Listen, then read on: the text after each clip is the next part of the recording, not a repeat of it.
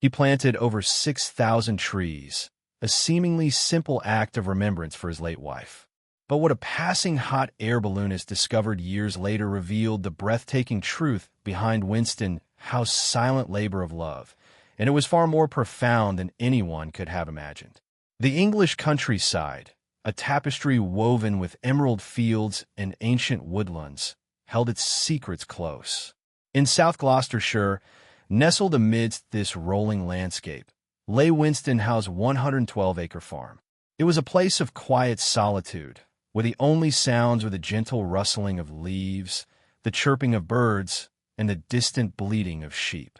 The farmhouse itself, a sturdy stone structure weathered by time, stood as a silent testament to generations past. Winston Howe, a man carved from the very earth he tended, possessed a quiet strength. His hands, calloused from years of working the land, held a surprising gentleness. His eyes, the color of a stormy sky, reflected a deep well of contemplation, hinted at a soul that appreciated the subtle beauty of the world. He wasn't a man of many words, but his actions spoke volumes. Janet, on the other hand, was a burst of sunshine. Her laughter was like a melody echoing through the fields. Her eyes, of vibrant hazel, sparkled with an infectious zest for life. She dreamed of filling their home with children and laughter, of creating a haven of warmth and love. Their meeting was pure serendipity. It was at the annual village fair, a riot of colors and sounds. Winston, usually reserved, was drawn to Janet's radiant smile as she stood by the prize-winning vegetable stall.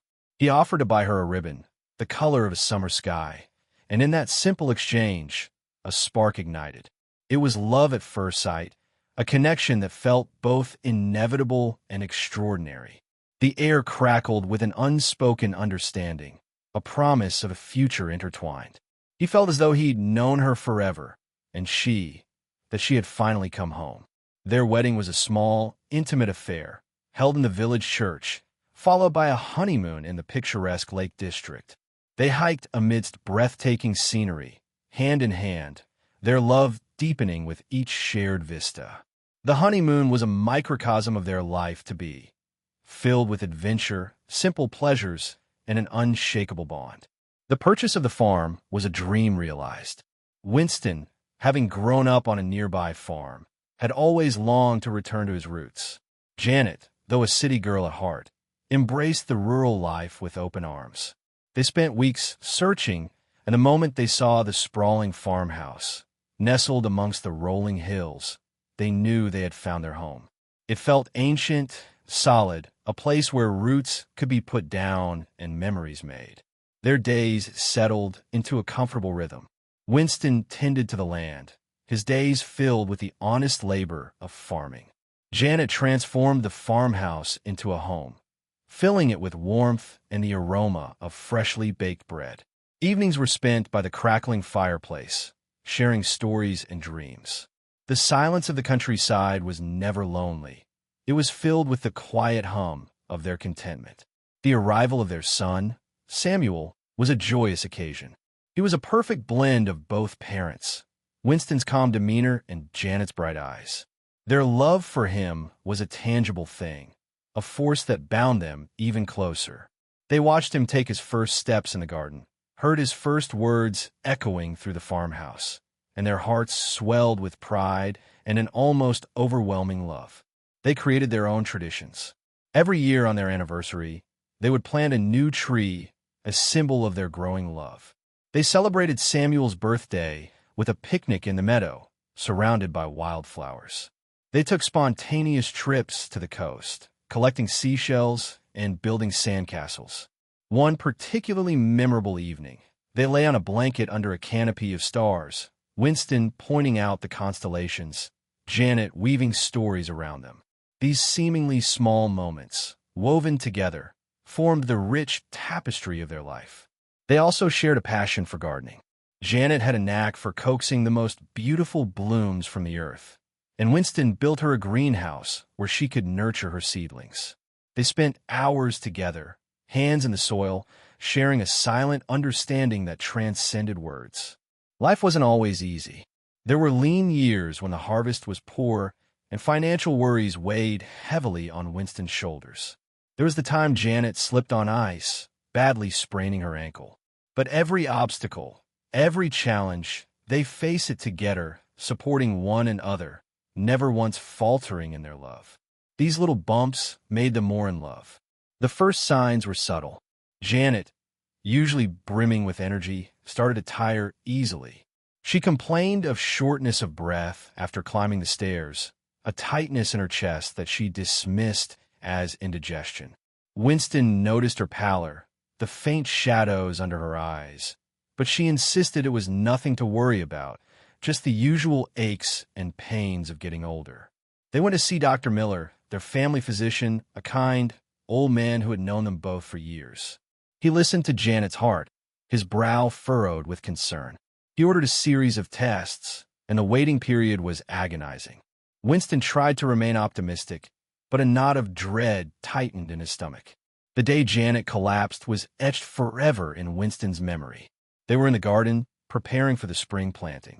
Janet had been laughing, her voice bright and cheerful, as she teased him about his muddy boots. Then, suddenly, she clutched her chest, her face contorted in pain. She crumpled to the ground before Winston could reach her. He drove her to the hospital, his hands shaking on the steering wheel, his heart pounding in his chest. The doctors worked frantically, but it was too late. The diagnosis was a massive heart failure. Janet, his beloved Janet, was gone. The world seemed to tilt on its axis. The colors drained from Winston's life, leaving behind a gray, desolate landscape. He felt as though a part of him had been ripped away, leaving a gaping wound that would never heal. He moved through the motions of life, numb with grief, the silence of the farmhouse deafening in its emptiness. Samuel, though young, was a pillar of strength. He held his father's hand, his own eyes filled with tears, and they grieved together. Neighbors and friends rallied around them, offering condolences and support, but nothing could fill the void that Janet had left behind. The funeral was a blur of faces, a sea of black clothes and hushed voices. Winston stood by the graveside, his face a mask of grief, listening to the vicar's words, but they seemed to come from a distant world. He felt utterly alone, surrounded by people, yet utterly isolated in his sorrow. The following weeks and months were a torment. Winston wandered the farm, haunted by memories of Janet. He saw her everywhere, in the garden she had loved, in the kitchen where she had cooked their meals, in the empty chair by the fireplace. The silence of the house was a constant reminder of her absence, a gaping hole in the fabric of his life. He struggled to eat, to sleep, to find any meaning in the days that stretched endlessly before him. The world, once vibrant and full of promise, now seemed bleak and empty. The months following Janet's death were a blur of grief and aimless wandering. Winston would often find himself walking the fields of his farm, his boots sinking into the soft earth, his gaze lost in the vast expanse of the sky. He sought solace in the familiar landscape, in the enduring rhythm of nature, but even the beauty of the countryside couldn't fully penetrate the fog of his sorrow. He would often stop by the old oak tree at the edge of the meadow, the one they had planted together on their first anniversary. He would run his hand over the rough bark, remembering the way Janet's laughter had echoed through the leaves. He would talk to her, whispering his thoughts and feelings, as if she were still there beside him. He recounted the daily happenings, the growth of Samuel. One evening, as the sun dipped below the horizon, casting long shadows across the fields, Winston was sitting beneath the oak tree, lost in thought. He was remembering Janet's childhood, her stories of growing up in a small village nestled in a valley. She had often spoken of her longing to return there, to revisit the places of her youth. Suddenly, as if a veil had been lifted, an idea sparked in Winston's mind. It came to him not as a fully formed plan, but as a whisper, a gentle nudge from somewhere deep within his soul. He looked out across the meadow, and he saw it, a vision of a forest, a living, breathing tribute to his beloved Janet. He knew, instinctively, that it had to be a heart-shaped forest, a symbol of his enduring love, a place where he and Samuel could find peace and connection with Janet's memory. And it had to point towards her childhood home, a tangible link to her roots, a way of bringing her home, in a sense. He spent the next few weeks immersed in research. He visited local nurseries, learning about different types of trees, their growth patterns, their suitability for the soil. He pored over books and articles, meticulously planning every detail. He envisioned a mix of oak, beech, and other native trees, creating a diverse and vibrant ecosystem. He imagined daffodils blooming in the spring, carpeting the heart in a sea of yellow, Janet's favorite color. He sketched a map of the meadow, carefully outlining the shape of the heart, calculating the precise number of trees he would need, their spacing, their placement. He wanted it to be perfect, a flawless expression of his love. He considered asking Samuel for help, but decided to keep it a secret, a surprise that would unfold over time, a testament to the enduring power of their shared love for Janet. He wanted the reveal, whenever it came, to be a truly magical moment. He felt a renewed sense of purpose, a flicker of light in the darkness of his grief. The project gave him something to focus on, a way to channel his pain into something beautiful and lasting. The preparation was arduous. Winston cleared the designated area of the meadow, removing rocks and weeds, preparing the soil for its new inhabitants. He worked from dawn till dusk, his body aching, his hands blistered, but he didn't falter.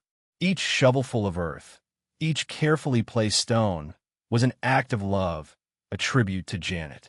He drove to numerous nurseries, selecting the healthiest saplings, his choices guided by both practicality and sentiment.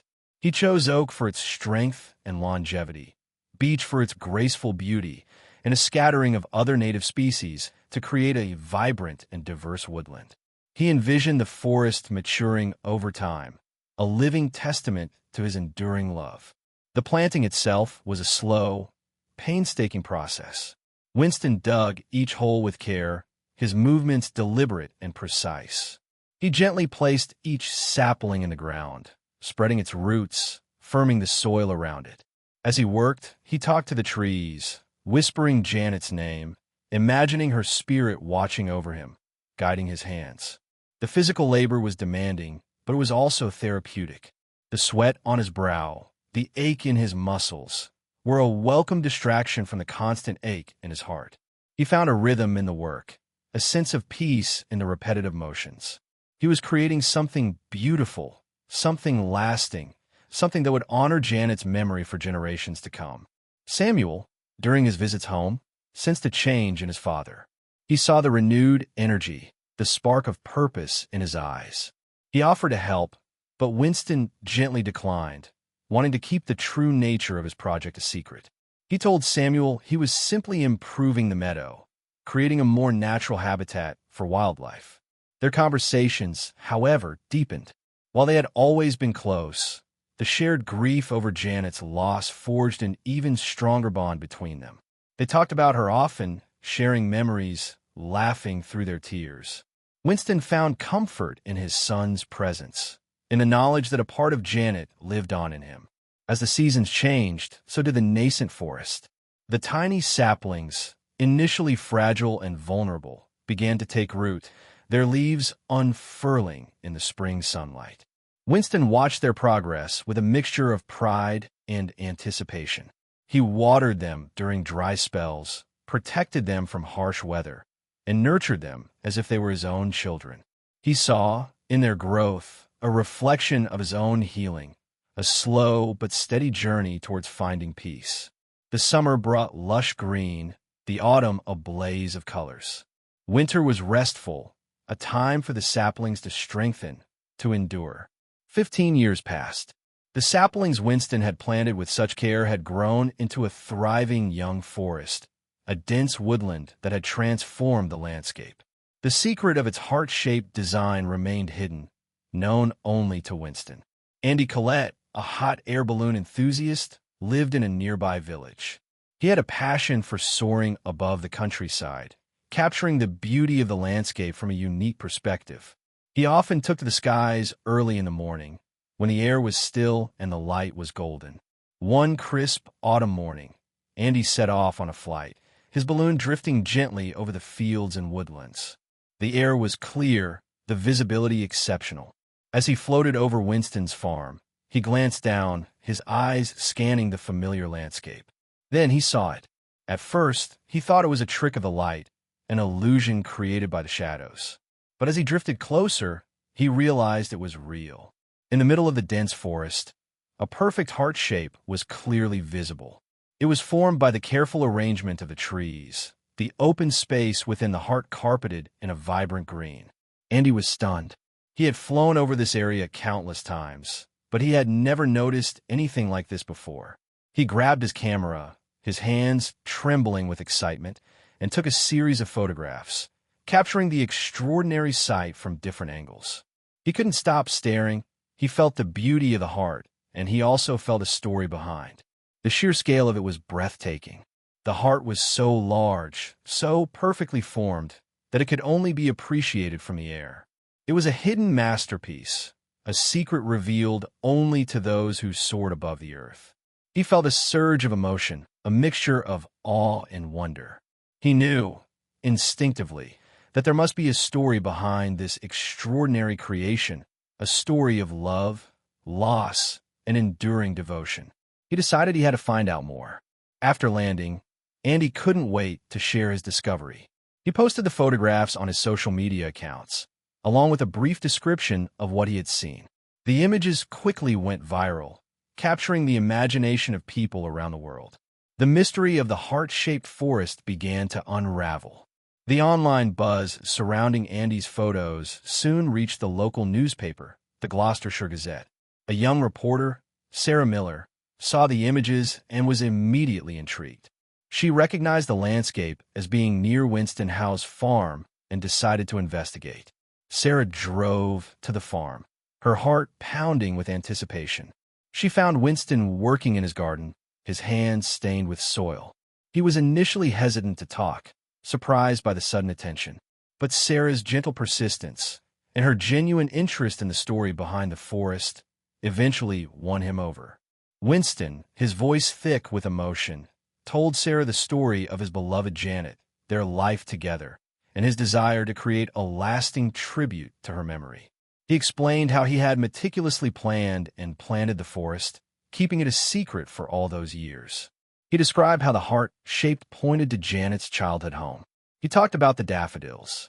Sarah listened, captivated, her eyes welling up with tears. She realized she had stumbled upon a story far more profound than she could have ever imagined. It was a story of enduring love, of grief transformed into beauty, of a secret kept and then revealed in the most unexpected way. The article Sarah wrote, titled "The Heart of the Forest," was published on the front page of the Gloucestershire Gazette. It included Andy's stunning photographs and Winston's moving account of his love for Janet. The story resonated deeply with readers, who were touched by Winston's devotion and the beauty of his creation. The response was overwhelming. People from all over the country, and even from around the world, contacted the newspaper, expressing their admiration for Winston and sharing their own stories of love and loss. The heart-shaped forest became a symbol of hope, a reminder that love can endure even the greatest tragedies. The farm became an unexpected pilgrimage site. People came to see the forest, to walk its paths, to sit on the bench Winston had placed within the heart, and to reflect on the power of love. They left flowers, notes, and small tokens of remembrance. The forest, once a private sanctuary, had become a place of shared healing and connection. Winston, initially overwhelmed by the attention, eventually came to embrace it. He found comfort in sharing his story, in knowing that Janet's memory was touching so many lives. He and Samuel would often visit the forest together, walking hand in hand, remembering the woman they both loved so dearly. Winston continued to tend the forest, his love for Janet undiminished. The heart-shaped woodland stood as a living testament to their enduring bond, a symbol of a love that transcended time and space. The story was passed down through generations, a reminder that even in the face of loss, beauty and hope can blossom. One evening, as the sun began to set, casting a warm, golden glow over the landscape, Winston sat on the bench within the heart of the forest. He looked out across the trees, his heart filled with a bittersweet mixture of sorrow and peace. A gentle breeze rustled the leaves, and he smiled, knowing that Janet was there, with him, always. He was home.